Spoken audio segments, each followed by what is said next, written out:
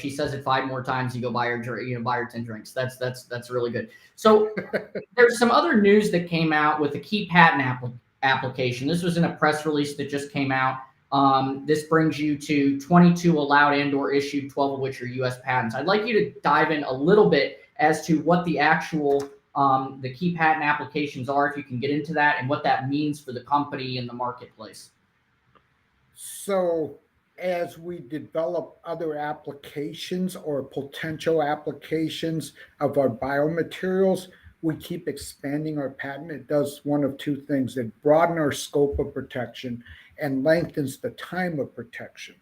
Also, it will kind of give you a clue of where our different markets or potentials we can use the biomaterials in as we look at expansion, because we are a biomaterials company. We are not just a simple one product company.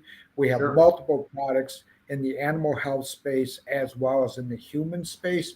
Even though we're focused on animal health right now, eventually we will come back. So we have very good opportunity expanding patent protection and length of duration of these patents. And so that's pretty exciting for our scientific team and our patent team. So we're very good at keeping the files open on these patents.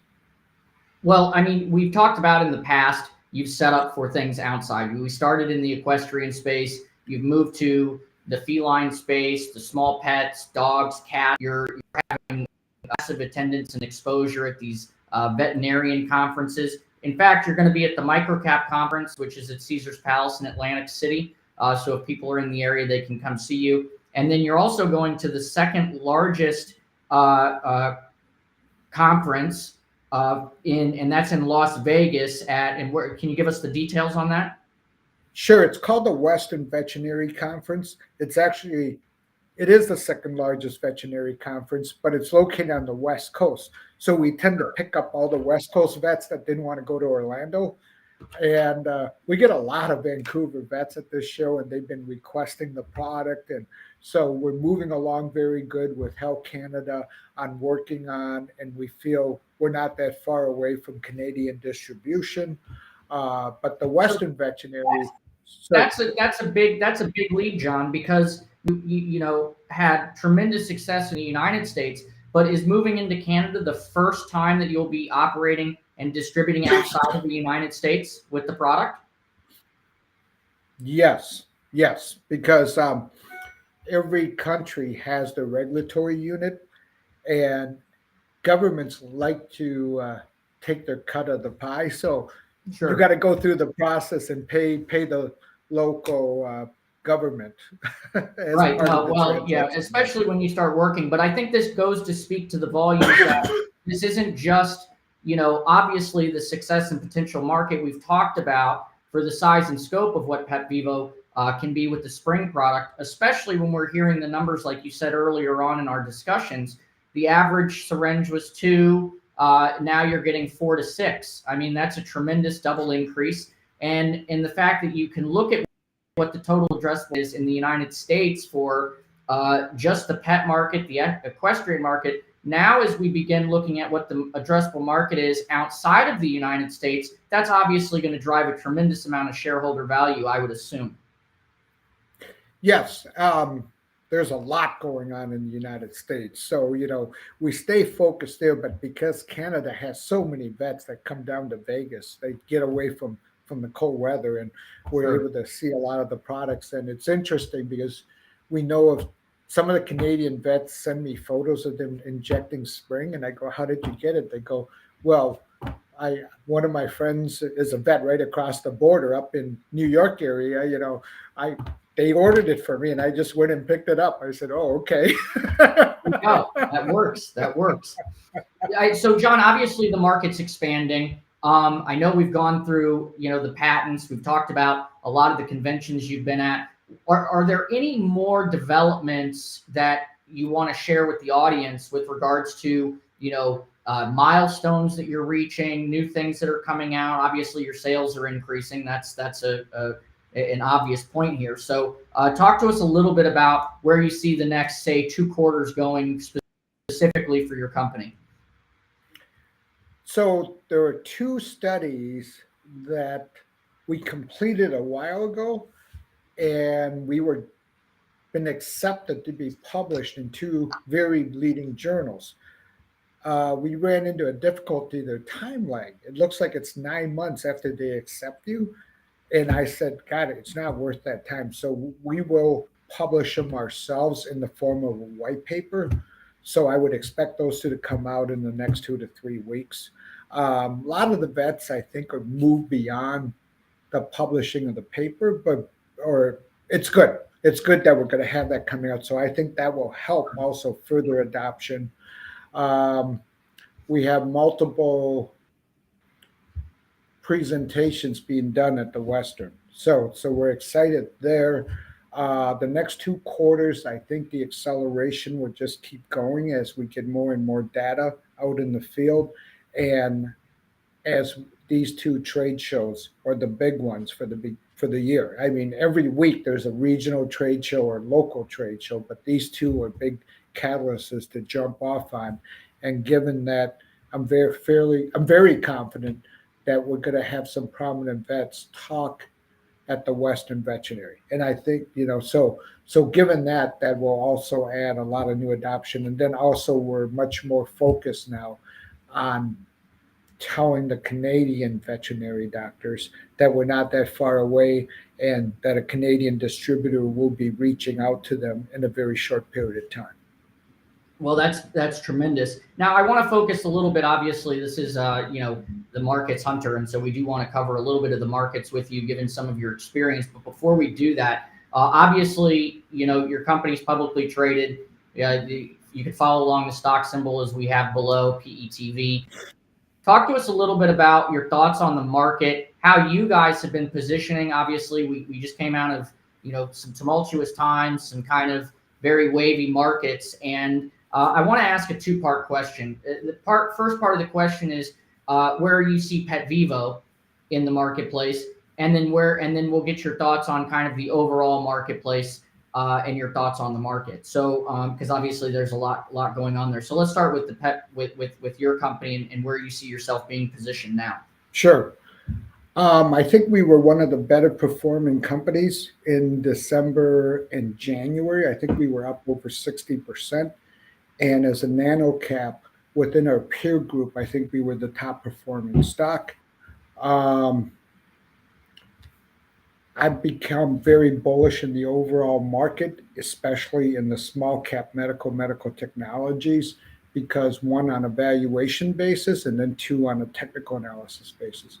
Given what I've described regarding PetVivo, there are multiple catalysts, and it's just a function of the investor looking at the risk reward of the investment and the momentum the company has and the stock has. From a technical analysis, it's pretty easy. The 50-day is starting to bend up, and if it breaks over the 200-day, you should see a very good technical run in the stock. The overall market, I'm very bullish on what we describe as the XBI index, which is the small cap biotech and medical device companies. So that index had the biggest drop in history and disparity between the S&P 500 and the XBI index in the history of the index. Okay, so the index fell from 173 down to 63, and it's probably sitting around 90. Yeah, so that's one of my top picks as an ETF for the industry, because it's really difficult to pick individual companies out that they're going to make breakthroughs, but it's a risk reward scenario. And the other that I've looked at is the S&P continues to make new highs, but I do believe it's going to rotate into a equally weighted index that will be advantaged, because it's Magnificent Seven, actually Magnificent Six, since I've been so negative on Tesla. Tesla has been falling apart, and it will. I believe it will continue. So the index that works for that on an equal weighted basis is the RSP, which I think the market will continue to broaden out going forward, and I'm anticipating rate cuts in June. and I don't look more than 3 rate cuts. I know the market at one time went a little crazy talking about rate cuts in March, and we would see 6 of them. I don't see that happening because the economy is slowing down, but not at the rate it needs to be. And wage inflation in the labor market will stay sticky. It will stay up there. I don't see a breakdown of that, even though we're seeing layoffs at a lot of companies. But that's also more of restructuring to what the market wants them to do, because the market wants you to cut expenses and get to a quicker path of profitability instead of growth at all costs. But I do see that scenario changing in July. Well, I've seen a fundamental shift in the way that companies are being run. We're seeing a lot of companies that are restructuring their cap stack and their way they're operating their companies, because I think people are looking, as you said, a faster way to profitability by obviously lowering your costs and increasing your profit margin. So I absolutely see that happening, especially when we just went to a global pandemic. We had people not working. And so now as we start seeing things ramp up, and it's an election year, so we're going to obviously pay very close attention to the market.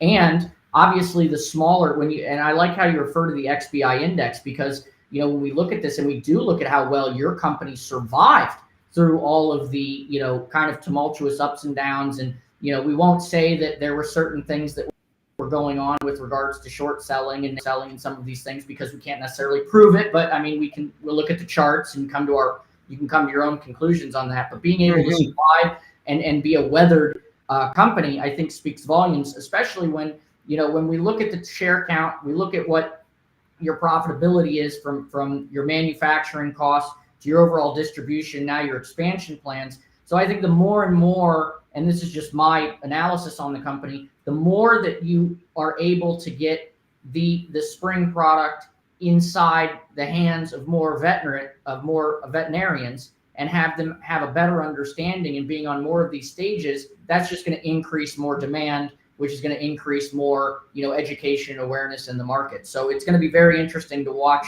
how the next 2 quarters are, especially you've attended these 2 largest conferences, both on the East Coast and then on the West Coast. So I think we'll follow up with you after that and see what the response has been, because I'm sure we'll see some upticks. Yeah, and a lot of validation within the marketplaces when you sign the second largest distributor, Covetrus, right next to MWI, and we feel that will expand, because that's all validation of what they see coming forward in the product, and the way I would interpret that. Well, I mean, if they're out in the fields and these are the ones that are responsible for acquiring new products to be able to put down their supply chain, right, to their already existing, it's like pharmaceutical sales, right? If you have the new hot thing, and you obviously have the new hot thing backed by all of the studies, that's getting a lot of attention, to me, it seems like it's a no-brainer for growth. So the fact that you're getting really these are the 2 distribution companies possibly get. So that's pretty exciting. John, it's always a pleasure to have you on the program. I'll give you the final floor here if you want to add anything that you think will be valuable for our audience. But as always, it's a pleasure to have you here. Hey, great. Thank you. The only thing is stay tuned to the website and news releases of the company. We're entering very exciting times. Well, thank you, John, and it's always a pleasure. All the information is going to be at the bottom of the screen below for all of our viewers. But John, always good to have you. Well, thank you, Hunter. Thank you, John.